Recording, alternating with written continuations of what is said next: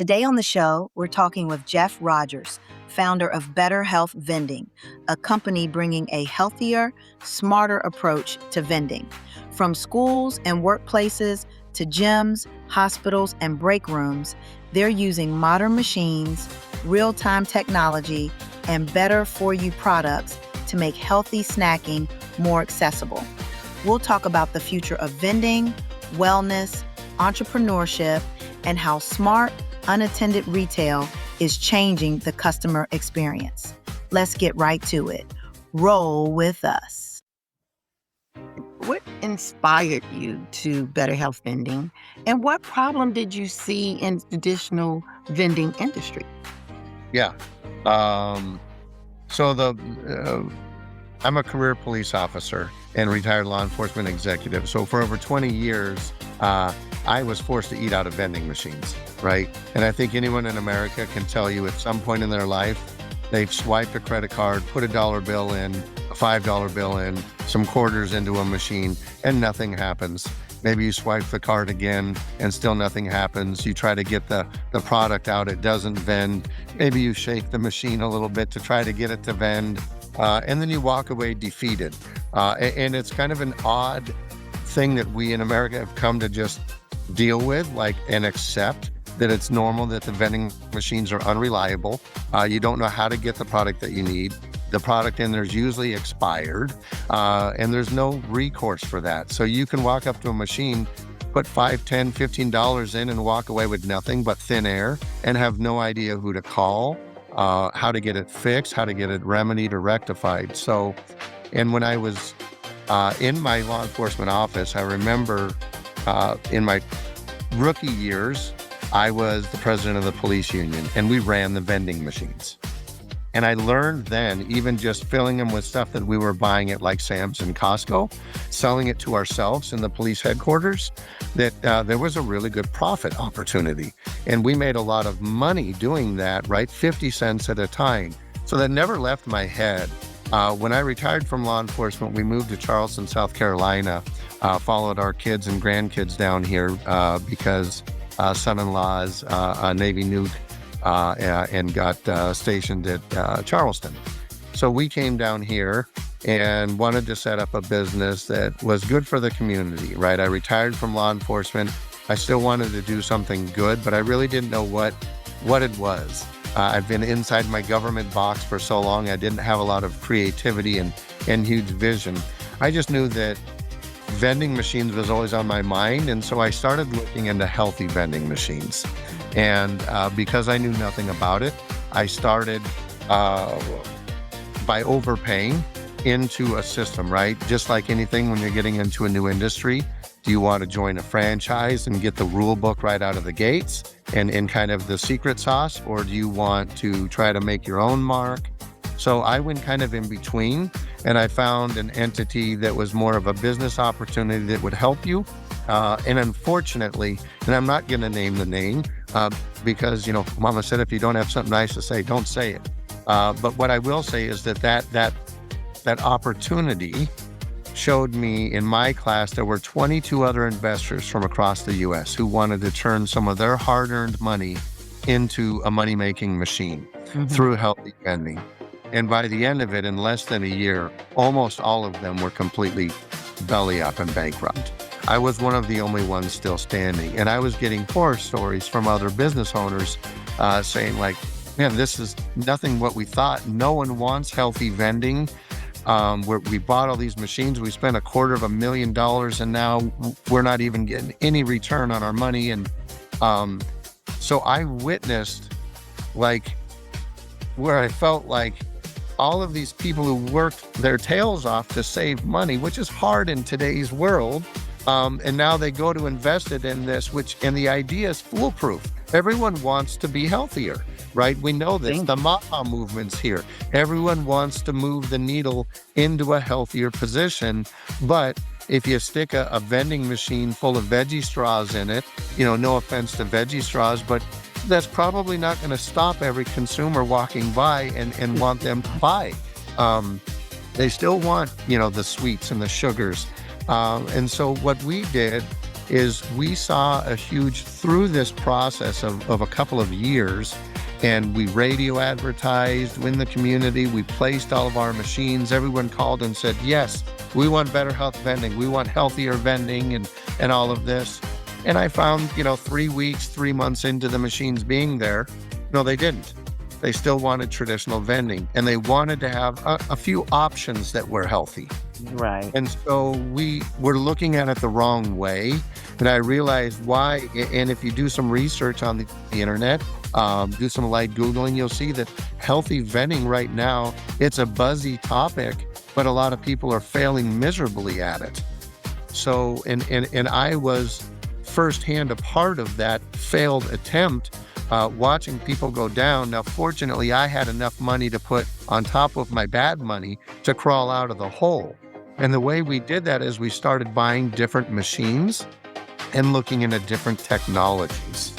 Because now what I knew I needed to do was not just solve the problems of reliability of vending machines, but I needed to solve the riddle of how do I lead the American consumer into eating and drinking healthier things while choosing to do it and being happy with it, right? So my mind goes to some of these other big entities, Starbucks, fast food restaurants. Everyone has rewards apps, right?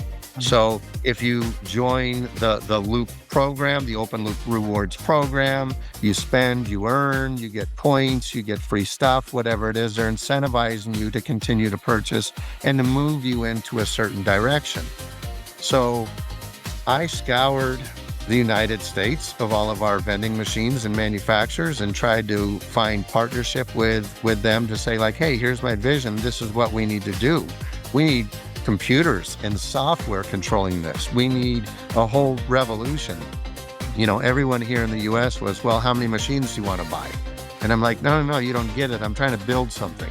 And so as I would, basically get patted on the head and walked out the door because I wasn't relevant in their world, my drive and ambition just grew, right? The fire in my belly was just getting stronger and stronger.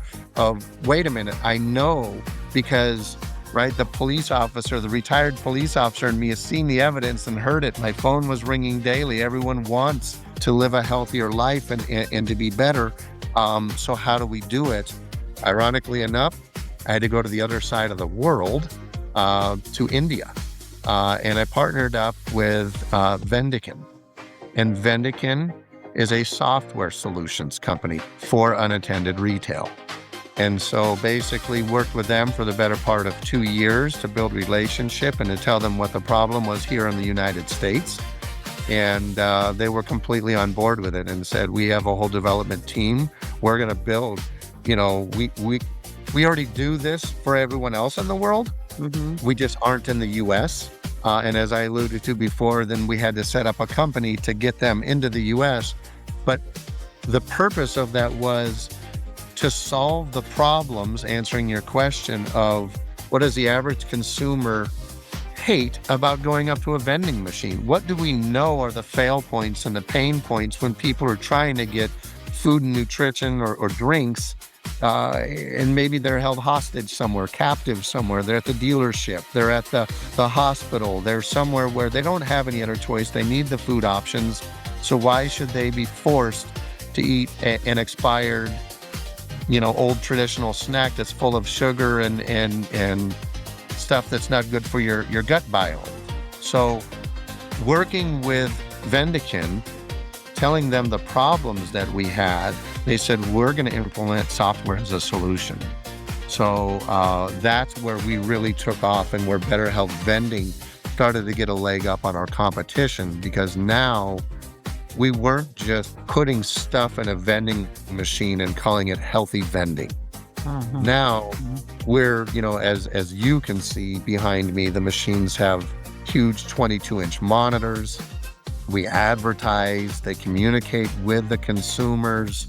So we're getting different revenue streams off of them. We're helping educate and advocating. So when we're getting a product like Bum Energy, right, from Chris Bumstead, Um, no one's heard of that, but maybe they've heard of Red Bull or Monster or some of these other ones that we don't believe at BetterHealth Vending are as healthy for you. They have too many additives, too many other things in there, in addition to the energy they're trying to get. So we want to bring you into a clean energy. 112 milligrams, no colors, no dyes, cognizant for brain fog. But the problem is you put in this new product in a facility in North Charleston where most of these people have never even heard of it, nor can they afford a premium health beverage. Right. So now I'm asking someone who makes minimum wage to take an hour's worth of wage to buy an energy drink, right? When they can drink something that's a quarter of that price, but it's garbage for them. So we got ourselves into major problem. Yeah. We knew everyone wants to be healthy, but no one wants to buy just all that stuff. And if they don't understand what the difference between this drink and this drink is, other than taste and just, comfort, then they're going to always go to what's cheap and comfortable for them, and they're going to be afraid to experiment. So we'll put something like a Bear Bells protein bar next to a Snickers bar. Not many people have heard of Bear Bells, right? But it tastes just like a Snicker bar, the particular one. However, it's a meal replacement. It's a protein bar. You eat that, you're not going to get the sugary crash. You're going to get all the protein that you're going to need. It's going to replace a meal. So you're not going to be hungry for like 4 hours, and your body's going to be nourished. Transversely, if you go and choose the Snicker bar, you're going to get the instant sugar rush and the instant, drop into your stomach, but that's it. And now you're going to have all of the bad effects of everything else from it. But a Snicker bar might sell for $2 and a Bear Bell protein bar is $5. How do I get someone who's near and dear to the money in their wallet to invest in themselves and to see that it does matter what fuel you put into your body? So what we do is we work with the CPG companies like Bear Bells or Bum Energy or Odyssey Elixir, and we'll say, educate us. Tell us what makes you different and unique and why you are good. And now we're going to put your videos on our machines and we're going to educate people and we're going to give them free samples. Let them taste it and try it, right? I always say this, it's kind of ironic as a retired police executive. It's like the old drug dealer adage. Here, try this and then come back, tell all your friends about me. But the reality is it works. It works. And all of a sudden, right? And I can say this, I'm in a predominantly black area and I'm a white guy, right? And now I'm walking into these areas where everyone in there is looking at me going like, who's this white guy going to bring in his bougie food into our facilities and all of this?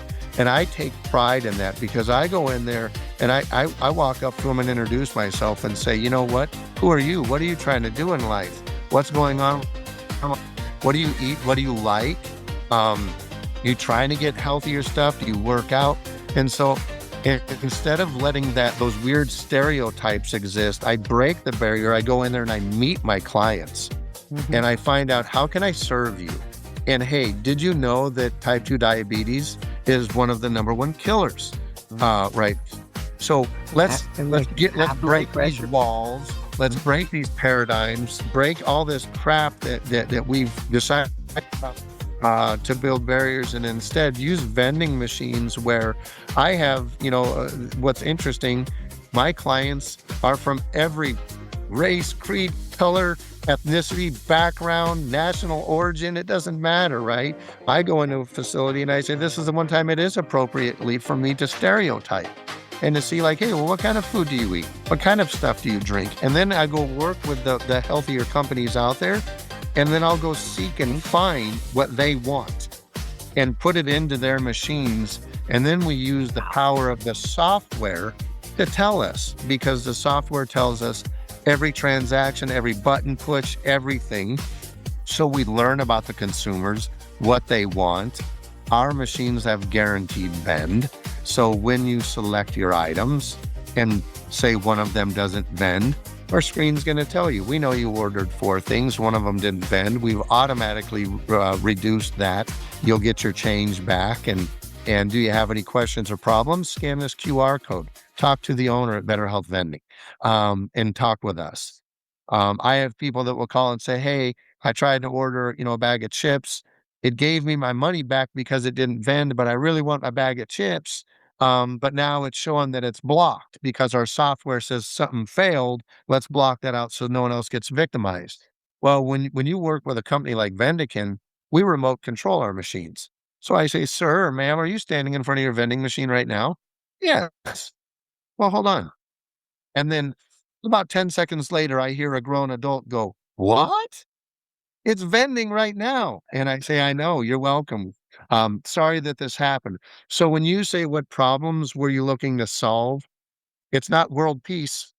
Right? I don't have the bandwidth to do that, but I'm trying to solve some diet issues, some education issues, and some simple problems of frustration that everyone, including myself, can relate to being victimized by vending machines at some point in their life. And we just kind of accept it. Well, no longer, right? We're building a business that is credible, reliable, and good for you and incentivizes you and encourages you to make better decisions. Jeff, man, I'm telling you, this product, this is amazing and on so many levels. And it looks like you have looked at a 360, really. You're not talking about, I talk to a lot of people about product development all the time, but you're not, y- y- it's really a real solution. I mean, and it's coming from a place of being nimble and versatile enough Yeah, and being smart enough to leverage it, to leverage the technology so it's, right. won't be so much of a burden. I mean, and then with AI and everything else, that's It wonderful. I love it's what you're blowing doing. up because what we're getting people so we organize our stuff. If I go to a facility and they say, "Hey, we're on a keto diet, we have gluten-free people, we have this, we have that," we'll bring them into our, so in our ecosystem because it's all software driven. Mhm. Right? We create those categories. So now when their employees or consumers at their site walk up to the screen, they can push keto and it'll filter off everything that isn't keto and only show what is keto. If you long tap the icon, it'll give you the nutritional label, tell you all about It the product, that I educates. mean, it's so good. One of the things I work with obviously a lot of hotels, uh, specialty boutiques, all this kind of thing. We even do events and things like that. But what it made me think about, Jeff, too, is the hotels do a lot of a personalization. So when I'm sure that's coming if you don't already have it. It's like, oh, I know this is Kimberly. She's Mhm. allergic to pistachios. That's right. She likes this or she likes that. I mean, that's if it's not there, I'm sure your developers and you've thought about customization if it's not because you're customizing now, but there's levels to this that technology can Yeah. easily jump to. I mean, Well, because they're doing it now in the hotel. You're right. So what we do right now with some of our client sites that are progressive, like Mercedes-Benz, Google, they have RFID cards.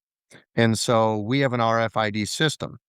So what we do is we work with our HR department and I'll say, it's funny when we get done and they're like, "Yeah, we want vending machines." And I'm like, "May I speak with your wellness coordinator or your HR coordinator?" And they're like, "Why? Who wants to talk to them?" And I'm like, "I do."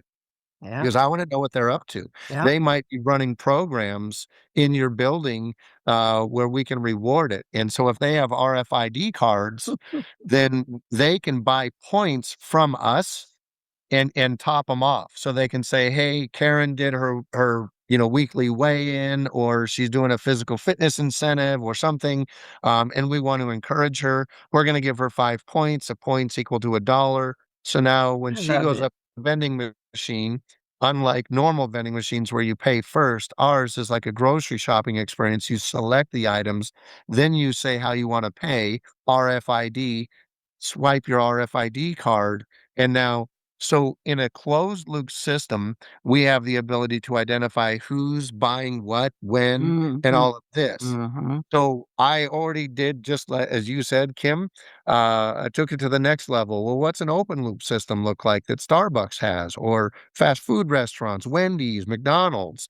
Now, can anyone just join the Better Health Vending Rewards program, right? And then incentivize it. And now we have the next level, which is geo verification, because our machines are software controlled. Users in our ecosystem can go to their phone, hit find machines near me, I like it. look at all of the contents inside the machines from their phone, complete the purchase from their phone before they're even at the facility to reserve it, to make sure that no one buys their favorite gummy bears or whatever it is before they get to the facility. And so we're allowing and we're addicting people to the ecosystem. But I say Mhm. this: leadership and manipulation are synonyms. One sounds noble and one sounds dirty, but it's really getting people to do what you want them to do. Mhm. Kimberly, what do I want them to do? I want them to eat and drink healthier stuff so they live better lives. That's it. The This is so capitalist in good. me enjoys the fact that, yes, that's additional revenues or higher revenues, but where other people are failing, where they're afraid of raising the prices, I'm saying no. Let's just educate the consumer as to why their life is worth And more attach than that value. a That traditional that snack. So you buy a traditional snack, 1 point. Healthy snack, 2 points. Functional snack, 3 points. Get enough points, we give you free stuff. We that encourage I you love to that. live a healthier life. That's so smart. Oh, Jeff, I love this model. This is really good. Um, let me ask you this. You also help people launch vending businesses.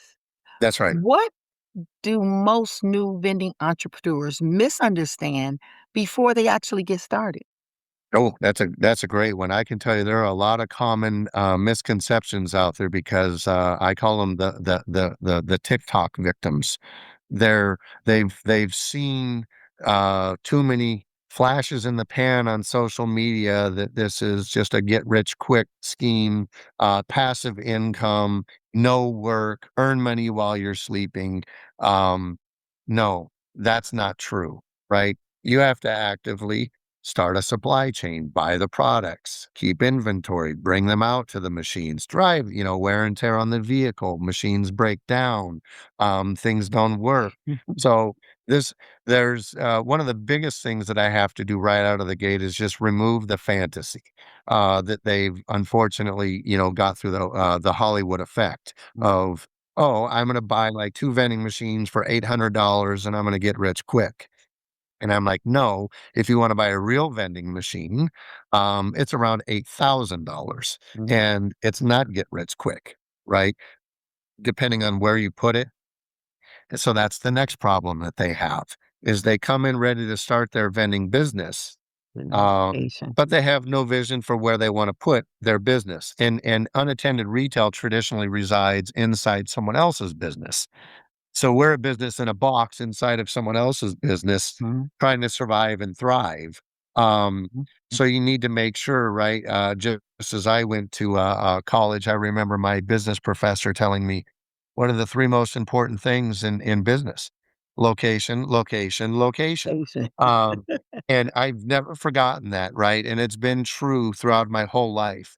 So where you put the vending machines matters. Mhm. Um, the other thing that I come up against with people looking to get into this with us is I kind of look at it, there's 2 realms in vending. There's the hustler realm that is run that probably runs a large, I'm going to make up a percentage, like say 60, 70% of vending is run off of used, refurbished machines someone got for dirt cheap and they put it in their cousin Vinny's dance studio and they're making, selling Lance toasty crackers and honey buns and they're making enough money to make it worth it, right? And so that's where the industry is full of that. And then you have the business people in the vending world that are running it like a legitimate business, right? And they have financial officers, they have strategic plans, route management. They're figuring out how they're going to leverage numbers and the mathematics to bring in the most, revenue for them. So there's really like no in between. You're either really aggressive and wealthy and you're attacking it from one level, or you're using, blood, sweat, and tears to get and build your machine out. So I feel like there is a middle ground. I was in it. I'm not the uber wealthy, right? And I'm also not the person who's going to go out and try to just buy used stuff and get it in there. Mhm. So, are there other people like me out there that see value in vending machines, but they need a little bit of help and mentorship? They need some understanding, just as I did. I was willing to pay a lot extra, right? I paid over $10,000 if you figure out the mathematics of it per machine for something that was really about a $3,000 machine. And Mhm. I did that knowingly, intelligently, and voluntarily because I needed the rule book. I needed to know what I didn't know. Although I've used vending machines my whole life, I don't know how to run them. And Mhm. do I need insurance? And do I need this? And do I need that? The moral of my story was I paid a lot extra for that and I didn't get that. And I watched everyone else also not get that. So a lot of over promising, under delivering, and, not to a criminal level, but certainly to one where you feel like you just, dang, I got duped a little bit here. I really did pay a lot more than I should have. And now it's going to be harder for me to get my ROI, my return on my Mhm. investment. Mhm. And I remember when I was a young lieutenant back in the day reading an article in the Wall Street Journal, and it was titled "Vending Machines: The Second Easiest Business in America to Set Up Besides a Lemonade Stand, Yet Recession Proof." And I'll never forget that article. And I had already experienced it as a young officer, how lucrative vending machines could be. And Mhm. now I'm seeing, wow, even the Wall Street people are talking about vending machines. Like, that's interesting to me. So I get into the mathematics of it. I'm a math guy. And I start looking at, all right, well, what are the margins that I'm getting and this and this? And so we realized that as I was trying to figure out how to really identify what TikTok and social media wasn't, I needed to be able to explain to the new entrepreneurs, here's what you're really getting into. Mhm. Yes, someone might say, yeah, I pulled in $20,000 last month in revenues and I'm making 50% margins, right? So that leads you to believe that you're making $10,000. Baloney. How much did the machine cost you? How much does it cost you to run the machine, to fill the machine, to stock the machine when the machine breaks down? Like, how much does it cost you to store the goods that you're going to put into that? Like, there's Mhm. SG&A, Mhm. there are other expenses and things that eat. So I wanted to come up with a way so I could figure out, am I really profitable or am I like my peers going down in flames and didn't know it? And Mhm. I realized in doing that, that we were onto something, that as I was creating tools for me to educate myself, other people started calling me saying, "Hey, I heard that you bought machines and that you help." And I'm like, "Yeah, you know what? You're right.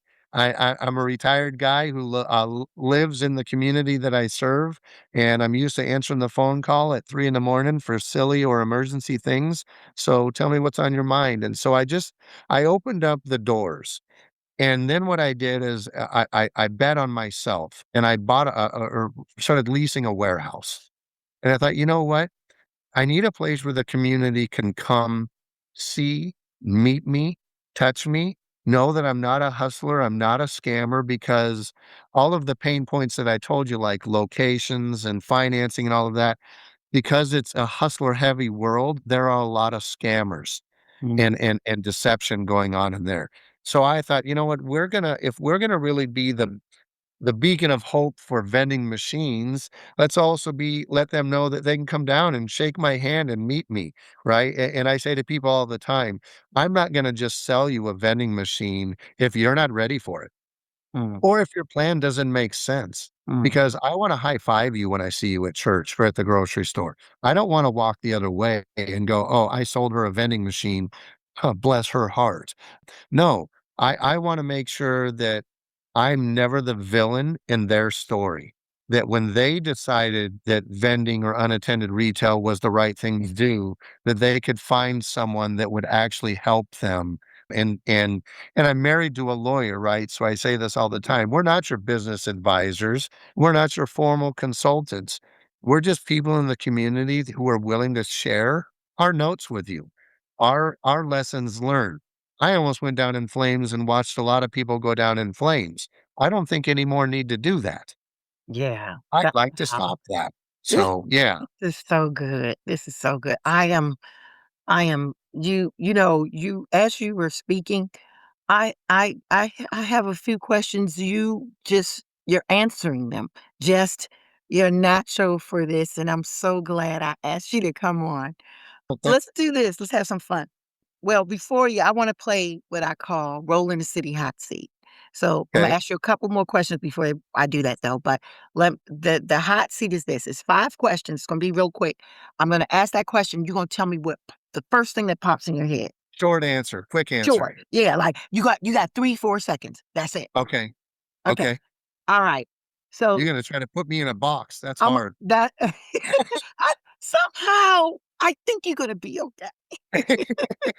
All right, let me ask you this, but before I go to that, I have 2 more questions. What is your biggest challenge right now with finding locations, educating customers, attracting vending entrepreneurs, or managing operations? What is the biggest challenge for you right now?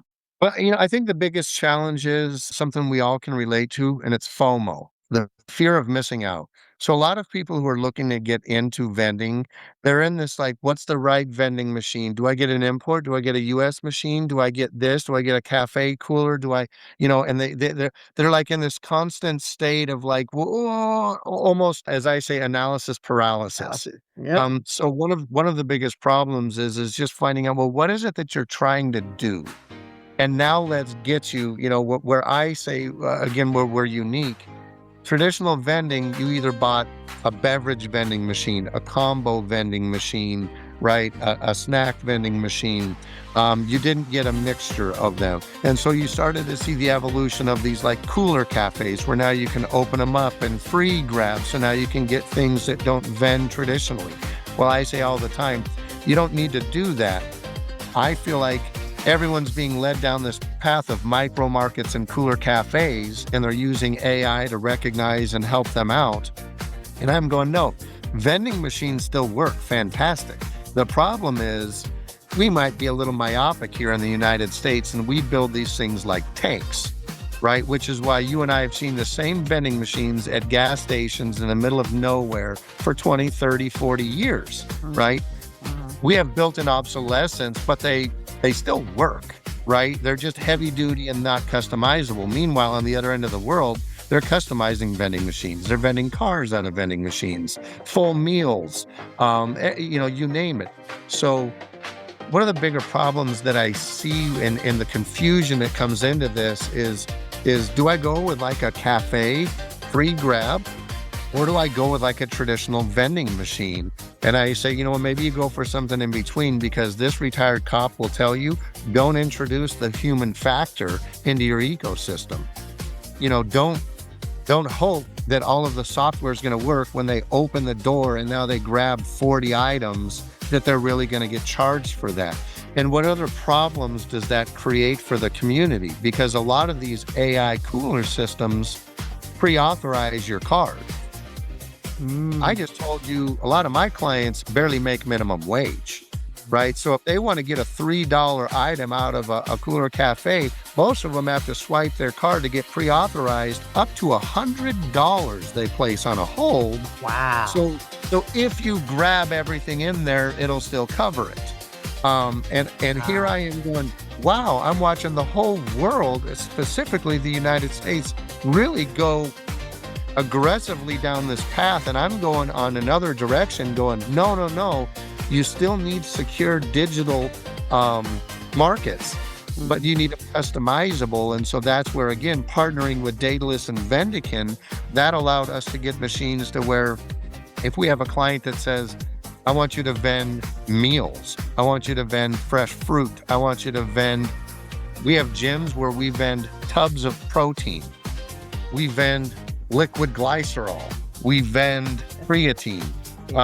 So people are buying things out of our vending machines because we didn't have a narrow mind. We allowed the equipment to be customizable.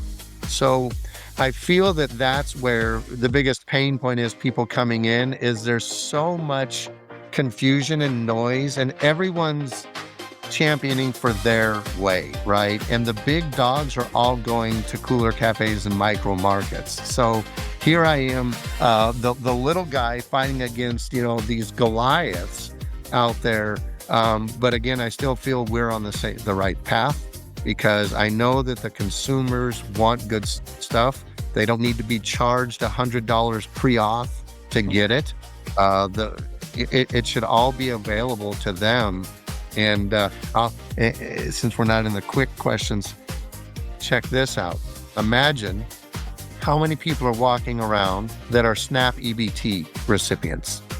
Do you know what that is? Food stamps? Yeah, it's like food stamps, yeah. Okay. You can't use food stamps at vending machines. It's not possible, right? Right? It's regular, but I laughed at wow. So they can use their SNAP EBT card at 7-Eleven or the convenience store to get their bag of chips or whatever that's SNAP EBT eligible. But if I have that same product in my machine, we don't have the ability to let them buy it. Huh. So again, partnering with Vendikin, a software company, they said, tell us more about this problem. And I explained it to them. Well, next month, we're going to be releasing on our system, SNAP EBT. Man, Jeff, I love the way you think. See, you're solving problems. I mean, that's what some people are just chasing the rabbit, but you're not. I hear you. We're on to something, and we're solving again. Definitely. I'm not solving world peace. It's vending machine stuff, but I know this. Every one of us that might be listening or reading this has been in a situation where they had to buy something out of a vending machine. Yeah. They were desperate, right? Yeah. I like that our vending machine, when we enter in the products, we also enter in the expiration date. So 10 days before a product expires, I get a notification that says, hey, this product in this machine is going to expire. I put it on sale. I discount it. And then there's a button on my machine that says deals and promotions, and people get it for half off. And then whatever doesn't sell out by the expiration date, the software blocks it out. So no one won't get. That's so good. Consumer with a moldy product or an expired product, if they try to select it because they see it in the machine, our software is going to say, sorry, product unavailable, it's expired. That is so good. Yeah, man, I can't wait to do this. Listen, this is something I want to do now. Let's go ahead and play the hot seat, because I told you I wasn't going to hold you for more than 60 minutes, 45 minutes, but you had to give me that extra. It's going to be good. It's going to be worth it. All right, so here we go. Are you ready to play hot seat? All right, I'm ready. Let's give it a shot. All right. First question. Favorite healthy vending snack? Go. BetterHealth protein bar. All right. Number 2. Most underrated drink category right now? Go. Mushroom adaptogens, functional mushrooms. Okay. Number 3. Best location for vending machine? Gym, school, office, or warehouse? Go. Schools and warehouses. You cheated. All right. Number 4. That's okay. This is fun. Cashless vending or traditional payment? What wins? Cashless. All right. The last and fifth and final question. One vending myth you wish would disappear? Go. That this is passive income and you can just place your machines anywhere magically. You did great. Thank you. That was good. This has been so much fun. Let me ask you this. Now, what is the biggest growth challenge BetterHealth Vending needs to solve in order to scale faster without losing service quality? It's taking the 45 minutes that you did to learn about what we do. And this is where I say, I might be the biggest obstacle to its growth and scaling because I vet you, right? If you come in here on the back of a napkin and you saw a TikTok I had last night at 2 a.m. and you want to take your $6,000 that you have in your savings account and make it go, I'm going to tell you, no way, I won't sell you one machine, right? Right? It's a fool's folly, right? If you want to run it like a hustler, then go run it like a hustler. Buy a used refurbished machine and build it that way. But if you're going to build this like a business, it's a business, right? And what business would you start off without a business plan, without knowing where you're going to put it, without knowing what equipment you're going to be doing? Yeah. But people will call me all the time and be like, yeah, I want to start a vending business. And I'm like, well, what's your vision? Where do you want to put them? Right? Some people want hotels, some people want airports, some people want this, warehouses, dealerships, you name it. What do you think? I never really thought about that. Could you tell me what's the best? And the biggest pitfall that we run into, and if you look at the litigation that's going on in the vending world, it's from over-promising. It's from saying, yeah, I'm guaranteeing you, I'm going to sell you this location and this machine and you're going to make this much money. Baloney, you can't do that. You might run it one way and I might run it a different way. And what if you're not stocking it right?